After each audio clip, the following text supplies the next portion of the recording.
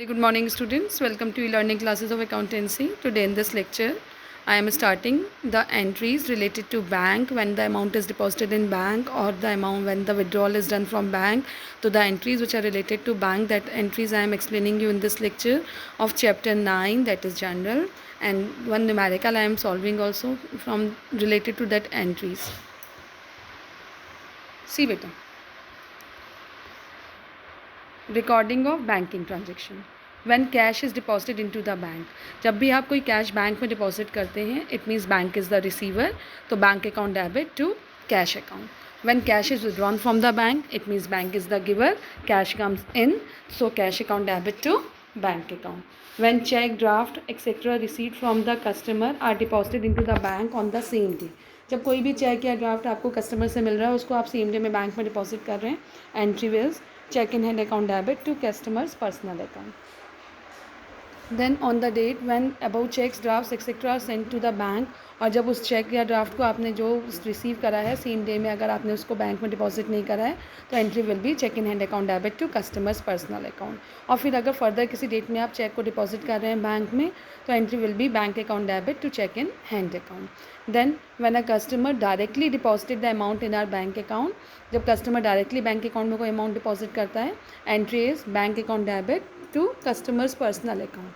And when a cheque previously deposited into the bank is dishonoured, जब कोई cheque previously जो bank में deposit है वो डिसऑनर्ड हो जा रहा है, तो entry is customers personal account debit to bank account. Then when a cheque is received from a customer and discount is allowed to him, and if the check is deposited into the bank on the same day, then entry is bank account debit, discount allowed debit to customers personal account.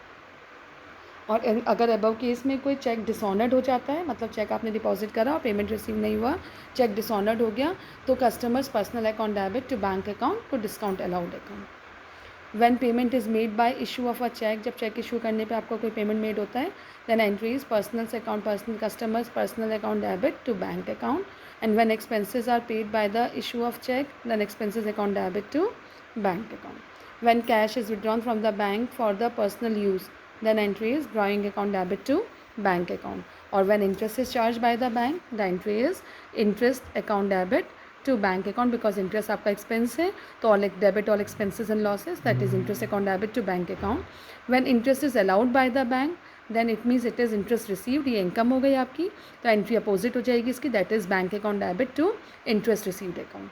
When bank charges in some amount from for the services rendered by the bank, then bank ने अगर कोई services दी है आपको, उसके charges ले रहा है वो, तो bank charges account debit to bank account. That will be the journal entry. See question number 13, ये आपकी बुक का क्वेश्चन नंबर 13 है. Journalise the following transaction paid in to bank for opening a current account. Current account open करने के लिए आपने bank में paid करा, it means bank is the receiver, it means cash account bank account debit to cash account, that will be the journal entry for that. See bank account debit to cash account, that is 10,000 payment made to open a current account. Then second, goods sold for rupees 50,000 and the amount was deposited into the bank. Goods sold करा आपने 50,000 का, it mean sales account credit हो गया, bank में amount deposit हो गई, तो journal entry will be bank account debit to sales account. See bank account debit to sales account, that is goods sold and amount deposited into the bank. Now see third, amount was सीधा see next बेटा, amount withdrawn from bank, bank से withdrawn कर रहे हैं, it means bank is the giver, cash comes in और bank is the giver, तो bank account cash account debit to bank account, that will be the entry cash account debit to bank account 20,000.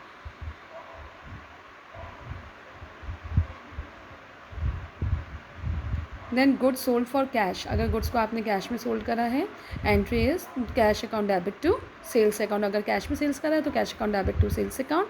और amount deposited into bank, उसके बाद आपने उस amount को bank में deposit कर दिया, cash account debit to sales account 15,000.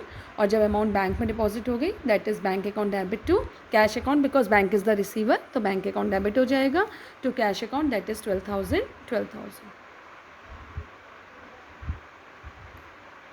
Now see next, goods purchase and payment made by cheque. Goods purchase करा और चेक से पेमेंट कर दिया आपने, दैट इज़ 14th एंट्री.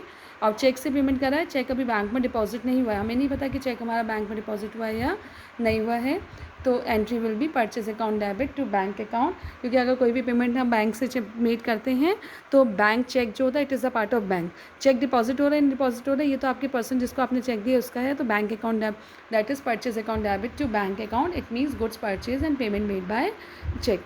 ठीक है बेटा, तो जो भी ट्रांजेक्शन अगर हम बैंक से रिलेटेड करते हैं तो वो बैंक से रिलेटेड ट्रांजेक्शन में आपके इंस्टीड ऑफ कैश आपका बैंक की एंट्रीज आती है। जैसे हमने गुड्स परचेज करा और बैंक के थ्रू चेक पे करा है, तो entry is not from cash, it will be from bank account. I hope you all understand बेटा। Note down all these transactions in the book properly. ये सारी एंट्रीज़ को पहले बुक में नोट डाउन करिएगा हेडिंग डाल के, देन इसके बाद ही आप इस वर्क को कंप्लीट करिएगा। थैंक यू बेटा, हैव अ नाइस डे।